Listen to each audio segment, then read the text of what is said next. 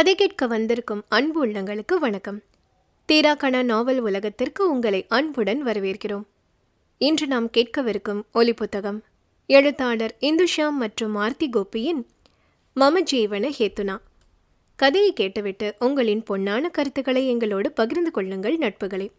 தொடர்ந்து எங்களது சேனலை சப்ஸ்கிரைப் செய்து உங்கள் உறவினர் மற்றும் நண்பர்களுடன் பகிர்ந்து கொள்ளுங்கள். இந்து ஆர்த்தியின் மம ஜீவன ஹேத்துனா. கதையின் குரலாக நான் ஆர்ஜே கிருத்திகராஜ். அத்தியாயம் 5. சென்னை பெசன்ட் நகரில் 1 கிரவுண்ட் பரப்பளவில் கம்பீரமாக நின்று கொண்டிருந்தது அவ்வீடு. 2 தளங்கள் கொண்ட பழமை மாறாமல் கட்டப்பட்ட வீட்டின் முன்பு கண்ணுக்கு ஈட்டும் வகையில் அழகாக பறந்து விரிந்திருந்தது கடற்கரை. பார்த்தசாரதி வருமானத்துறையில் தலைமை பொறுப்பில் பணிபுரிந்து ஓய்வு பெற்றவர். அவரது மனைவி பத்மாவதி ஆவார். பார்த்தசாரதியின் வம்சம் அக்காலத்திலிருந்தே செல்வமும் செழிப்புமாய் இருந்து வரும் குடும்பம். 3 தலைமுறைக்கு தாங்கும் விதத்தில் சொத்துகள் இருக்கிறது. இவர்களுக்கு ஸ்ரீனிவாசன், ரகுராமன் மற்றும் பூமாதேவி என்ற பிள்ளைகள். பிள்ளைகளுக்குள் எப்போதும் ஒற்றுமை இருக்க வேண்டும் என்ற எண்ணத்தில் பார்த்தசாரதி அவ்வீட்டை 3 பேருக்கும் அவர்களது குடும்பத்துடன் வசிக்க கட்டியமைத்தார். முதலில் மகளுக்கு மனம் முடிக்க எண்ணி பூமாவை ஸ்ரீரங்கத்தை சேர்ந்த ரெங்கநாதனுக்கு மனம் முடித்து வைத்திருந்தனர்.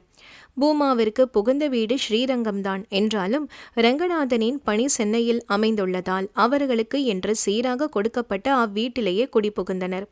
ரெங்கநாதன் IIT நிறுவனத்தில் ஆசிரியராக பணிபுரிந்து வருகிறார். இவர்களின் சீமந்த புத்திரன் விஷ்ணுச்சரண் ஆவான். பிறந்த மண்ணை விட்டு வர விருப்பமில்லாத ரங்கநாதனின் பெற்றோர் சென்னைக்கு வர மறுத்து ஸ்ரீரங்கத்திலேயே அவர்களது பரம்பரை வீட்டில் வசித்து வருகிறார்கள். ரங்கநாதனுக்கு கோதை என்கிற தங்கை உள்ளார். ஸ்ரீரங்கநாதர் கோயிலில் பட்டராக பணிபுரியும் ஆறாவமுதன் என்பவருக்கு மணமுடித்து வைக்க அவர்கள் அங்கே மாட வீதியில் வசிக்கின்றார்கள். கோதை தன் பிறந்த வீட்டின் அருகிலேயே வசிப்பதால் ரெங்கநாதனுக்கு அவரது பெற்றோருக்கு ஒரு துணை இருப்பதை எண்ணி நிம்மதியாக உணர்ந்தார். ஆனால் மாதம் 2 முறை மற்றும் விசேஷம் பண்டிகை நாட்களில் ரங்கநாதன் தன் குடும்பத்தோடு தவறாமல் ஸ்ரீரங்கம் சென்று விடுவார். ஸ்ரீனிவாசன் அரசாங்க காப்பீடு நிறுவனத்தில் பணிபுரிய அவருக்கு ரேவதி என்பவரை மணமுடித்து வைத்தனர். அவர்களின் ஒரே வாரிசு அரவிந்தன்.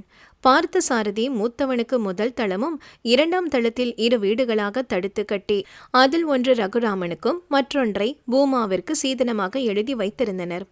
தரைத்தளத்தில் பார்த்தசாரதியும் பத்மாவதியும் வசிக்க அவர்களுக்கு பின் அந்த இடமும் 3வருக்கும் சம பங்காக எழுதி வைத்திருந்தார். பிரபல தேசிய வங்கியில் ரகுராமன் பணிபுரிய அவருக்கு ஜானகியை மணமுடித்து வைத்தனர். உறவினர் ஒரு திருமணத்தில் ஜானகியை பார்த்தவுடன் ரகுராமுக்கு அவரை மிகவும் பிடித்து போக வசதியை வைத்து எடை போடாமல் குடும்ப பின்னணியையும் பெண்ணின் குணத்தையும் வைத்து ஜானகியை அவர்கள் வீட்டு மாட்டு பெண்ணாக ஆக்கி கொண்டனர். ஜானகி பெண் குழந்தையை பெற்றெடுக்க அதற்கு சௌமியா என்று பெயரிட்டனர். வீட்டின் முதல் பெண் பிள்ளை என்பதால் அவளிடத்தில் பாசமும் சலுகையும் சற்று அதிகமாகவே இருந்தது. சௌமியா பிறந்த 3 வருடங்கள் கழித்து பூமா மீண்டும் கருவுற்ற பெண் குழந்தையை ஈன்றெடுத்தனர். சௌமியாவை போல் தனக்கும் பெண் பிள்ளை வேண்டும் என்கிற ஆசையில் பெற்றுக்கொள்ள அவளுக்கு ஸ்ரீபிரியா என்று பெயரிட்டனர். ஒரு நடுத்தர குடும்பத்தை சேர்ந்த ஜானகியை எப்போதும் ரேவதிக்கு பிடித்தமில்லை. தன்னை போல் அவரும் இவ்வீட்டின் மாட்டுப்பெண் என்றெண்ணாமல் ஜானகியை தாழ்த்தியே காண்பார். முதல் மாட்டுப்பெண் என்கிற கர்வமும் தன் பிறந்த வீடு செல்வமும் செழிப்பும் நிறைந்தவை என்பதை ஒவ்வொரு தருணத்தில் வார்த்தைகளிலோ செயல்களிலோ வெளிப்படுத்துவார். ஆனால் அதனை எல்லாம் ஜானகி மனதில் ஏற்றுக்கொள்ளாமல் தனக்கு அமைந்திருக்கும் கணவனும் அவரது குடும்பத்தையும் பெருமையாக நினைத்து அனைவரையும் அனுசரித்து செல்லுவார். பொது விசேஷங்களுக்கு சென்றால் ரேவதி அவர்களது மற்ற உறவுகார பெண்களிடம் ஜானகியை மட்டப்படுத்தும் நோக்கத்தில் அவர் செவிப்பட, ஒன்றும் இல்லாததுக்கு எல்லாம் வந்த வாழ்வு பத்தியடி, எந்த பூவை எடுத்து அர்ச்சனை பண்ணாலோ, அது சரி, எங்க ஆத்து மனுஷாளுக்கு யாரை எங்க வைக்கிறதுனே தெரியாது என்றெல்லாம் புலம்புவார். அதை ஆமோதித்து சிலர் ஜானகியின் ஏழ்மை பார்த்து புறம் பேசி கிண்டல் செய்வதுண்டு. ஆரம்பத்திலிருந்து ஜானகி தனக்கு ஈடு இல்லை என்ற மனப்பான்மையிலும் வீட்டிற்கு மூத்த மாட்டுப்பெண் என்ற அந்தஸ்திலும் இருந்தவருக்கு சௌமியாவை கொண்டாட தவிர்த்தார். ஆனால் அரவிந்தன் அவன் தந்தையின் குணம் அனைவரிடமும் அனுசரித்து செல்லுபவன். சௌமியா என்றால் கொள்ளை பாசம். விஷ்ணுவுக்கு தங்கையாக ஸ்ரீபிரியா இருக்க அரவிந்தனோ ஒரே பிள்ளையாக போனதால் சௌமியாவை தன் சொந்த தங்கையாகவே கொண்டாட ஆரம்பித்தான்.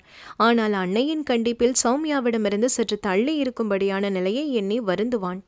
ஸ்ரீனிவாசன் கை நிறைய சம்பளம், நல்ல குணங்களை கொண்டிருந்தாலும் விதியின் வசத்தால் சில கூடா நட்புகளுடன் சேர்ந்து தீய பழக்கங்களுக்கு தன்னை விட்டு கொடுத்து மது என்னும் அரக்கனுடன் கரம் கோர்த்து தன்னை கொஞ்சம் கொஞ்சமாக இழக்கத் தொடங்கியவர் இறுதியில் வேலையையும் இழந்து நின்றார்.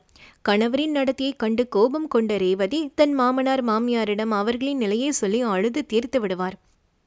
இங்க பாருங்கம்மா, உங்க பிள்ளை இப்படியே இருந்தாருன்னா நான் எங்க அம்மா ஆத்தோட போயிடுவேன். நீங்க யார் வந்து கூப்பிட்டாலும் வரமாட்டேன், பாத்துக்கோங்க.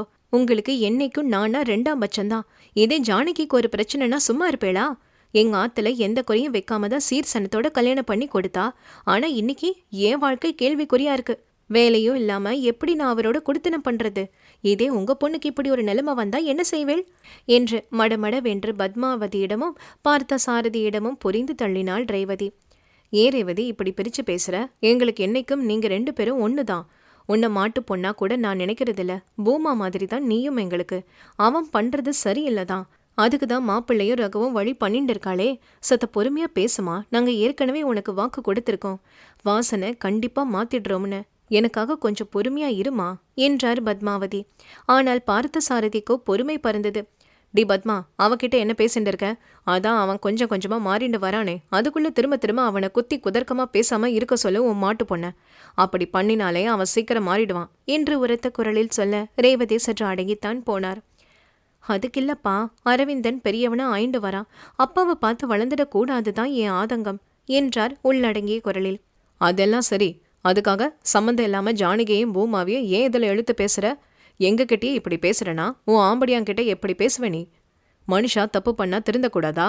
அவன் பண்ண தப்பையே திரும்ப திரும்ப சொல்லிட்டு இருந்தா பிரச்சனை உனக்கு தான். அரவிந்தன் எதிரே நீ இப்படி பேசினாதான் குழந்தை எல்லாத்தையும் தப்பு தப்பா எடுத்துப்பான். வாசன் சீக்கிரம் சரியாயிடுவான். இப்போ எழுந்து மேற்கொண்டு ஆக வேண்டியதை போய் பாரு என்று சொல்லி ரேவதி பேச்சுக்கு முற்றுப்புள்ளி வைத்தார். நாட்கள் செல்ல ரகுராமும் ரெங்கநாதனும் ஸ்ரீனிவாசனை அந்த தீய பழக்கத்திலிருந்து மீட்டு மீண்டும் பழைய நிலைக்கு கொண்டு வந்தார்கள். ஆனாலும் ரேவதியின் குதர்க்கமான பேச்சிற்கு மட்டும் எந்த மாற்றத்தையும் யாராலும் கொண்டு வர முடியவில்லை. வேலை இல்லாமல் இருந்தவருக்கு ரங்கநாதன் அவருக்கு தெரிந்த சிறிய தனியார் நிறுவனத்தில் சிபாரிசு செய்து வேலையை வாங்கி கொடுத்தார். இதையெல்லாம் கண்டு சந்தோஷம் கொள்ளாத ரேவதிக்கோ தாழ்வு மனப்பான்மை தலை தூக்க அதை மறைத்து கொள்ள தன் அதிகார தோரணையை காட்டத் துவங்கினார். அதை பெரிதும் காட்டுவது ஒன்றும் அறியாத ஜானகியிடம் மட்டும்தான். ஆனால் அவையெல்லாம் ஜானகி வழக்கம் போல கடந்து சென்று விடுவார். ஸ்ரீனிவாசனும் தன்னை மாற்றிக்கொண்டு மீண்டும் நேர்பாதையில் நடக்க பெரிதும் உதவியது அரவிந்தனை. மகனுக்காக தன் தடம் மாறி சென்ற வாழ்க்கை பாதையை சீராக்கி ரங்கநாதனின் பெயரை காப்பாற்ற பெரிதும் தன்னை ஈடுபடுத்தி கொண்டு அந்நிறுவனத்தில் கடுமையாக உழைத்து வந்தார். முதலில் பணிபுரிந்த அரசு வேலையின் பெருமையையும் கைக்கொள்ளாமல் வாங்கிய சம்பளத்தையும் ஒப்பிட்டு கணவனின் மனதை மேலும் காயப்படுத்தி பேசுவதே ரேவதிக்கு வழக்கமாக இருந்தது. எவளுக்கும் அதிர்ஷ்டம் வந்திருக்கு. என்ன எங்க ஆத்துல நீங்கோ கவர்மெண்ட் வேலையில இருக்கேளேன்னு தான் கல்யாணம் பண்ணி கொடுத்தா. ஒண்ணு இல்லாத இடத்துலேருந்து வந்தது எல்லாம் நன்னா இருக்கு. அவ ஆத்துக்காரர் பேங்க்ல வேலை செய்யறதுனால அவ கர்வமா தலை தூக்கிண்டு நிமிர்ந்து நடக்கிறா. ஆனா உங்களால உங்க ஆத்து மனுஷா கிட்ட தாழ்ந்துதான் போகணும் என்று வழக்கமாக புலம்பும் சொற்களை வீசினார் ரேவதி. நான் பண்ணது தப்புதான் ரேவதி. அதுக்காக உன் காலில் கூட விழுந்து மன்னிப்பு கேட்டாச்சு. இதுக்கு மேல என்ன பண்ணணும்னு சொல்ற? இப்போ உனக்கு என்ன குறை? இந்த ஆமி எங்க அப்பா எனக்காக கொடுத்திருக்கார்.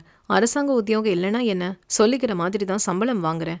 எந்த கஷ்டத்திலையும் உன்னோட ஆசைக்கும் தேவைகளுக்கும் நான் குறை வச்சதில்ல. முதல்ல எப்பவும் அடுத்தவங்களோட உன்னை கம்பேர் பண்றதை நிறுத்து. அதுவே உன்னோட முதல் எதிரி. உன்னை யாரும் இங்க இறக்கி வைக்கல. எல்லாருமே உனக்கு கொடுக்கிற முக்கியத்துவம் கொடுத்துண்டு தான் வரா. எப்பவும் பணத்தை மட்டும் பிரதானப்படுத்தி பேசுறதை விட்டுட்டு சுத்தி இருக்க சொந்த பந்தங்களோட அன்பை சம்பாதி என்று ஸ்ரீனிவாசனும் மனதில் இருந்ததை கொட்டி தீர்த்துவிட்டு வெளியே புறப்பட்டார். அவர்களது உரையாடலை தெள்ள தெளிவாக அவ்வழியாக சென்ற ரகுராமிற்கு நன்கு கேட்டது. மண்ணியின் போக்கை எண்ணி வருந்தியவன் தமையனின் நிலையை கண்டு வருத்தம் கொண்டான். என்னாச்சுன்னா ஏதோ ஆழ்ந்த யோசனையில் இருக்கேள் என்று மொட்டை மாடியில் தனிமையில் நின்று தன் கணவரிடம் ஜானகி கேட்க பெருமூச்சை விட்டவன், ஒன்றும் இல்லை ஜானு, அண்ணாவை பற்றி நினச்சிட்டு இருந்தேன். ஒரு வழியாக அந்த பழக்கத்திலிருந்து வெளியே வந்தார். ஆனா என்று மீண்டும் அமைதியாக இருள் வானத்தை வெறித்து பார்த்தார். நீங்க எதை நினைச்சு கவலைப்படுறீள்னு புரியுறது. மண்ணியும் சீக்கிரம் மாறிடுவானா, வருத்தப்படாதேள் என்றாள் ஆறுதலாக. ஏதோ கெட்ட நேரம், அவன் நடுவில் கொஞ்சம் தடமாறி போயிட்டான். மனுஷன் திருந்தவே கூடாதா? திருந்தி வந்த அப்புறமும் பழச சொல்லிண்டு மனசை நோகடிச்சு பேசக்கூடாது. மண்ணியோட இந்த குணம் மாறலைனா அவன் பழையபடி மாறிடுவானோன்னு பயமா இருக்கு என்றார் கவலையுடன். அண்ணா அப்படியெல்லாம் மாறிட மாட்டார். அரவிந்த் வளர்ந்துட்டு வரான், அதனால அவர்கிட்ட நிறைய மாற்றம்னா. மண்ணி என்ன சொன்னாலும் பாவம் அமைதியாதான் போறார். போக போக சரியாயிடும் என்றாள். அது மட்டும் இல்லை, உன்னையும் சமயத்தில் நிறைய ஜாலியாக பேசுகிறான்னு எனக்கு புரியாமல் இல்லை ஜானு. இருந்தும் அண்ணாக்காக அமைதியாக இருக்கேன். என்னைக்கு என்னையும் மீறி ஏதாவது வாத்தியை நான் விட்டுட போறேனோன்னு எனக்கு இருக்கு என்று வருத்தத்துடன் ரகு சொல்ல, ஜானகி அதற்கு, வார்த்தையை விடுறது ரொம்ப சுலபம்னா, அதை திரும்ப அள்ள முடியாது. நீங்க கண்டிப்பா அப்படி பண்ண மாட்டேன். நானும் மண்ணி சொல்றதையெல்லாம் மனசுல எடுத்துக்க மாட்டேன். சில நேரத்துல நாம விடுற ஒரு வார்த்தை குடும்பத்தையே புரட்டி போட்டுடும். எனக்கு நீங்க மட்டும் இல்ல, இந்த குடும்பமும் முக்கியம். அதை பெரிய ஒரு நாளும் நான் காரணமா இருக்க மாட்டேன் என்று மனதில் இருந்ததை பகிர, அப்போது அவர் அறியவில்லை, பின்னொரு நாளில் ரேவதியின் விஷம் வழிந்த வார்த்தைகளை ஜானகி இவ்வீட்டில் இருக்க விடாமல் செய்ய போகிறது என்று. தெளிவான நீரோடை போல் ஓடிக்கொண்டிருந்தது அனைவரின் வாழ்க்கை. பிள்ளைகள் வளர்ந்து வர பார்த்தசாரதி வயதின் காரணமாக தன் உயிரை பிரிந்தார்.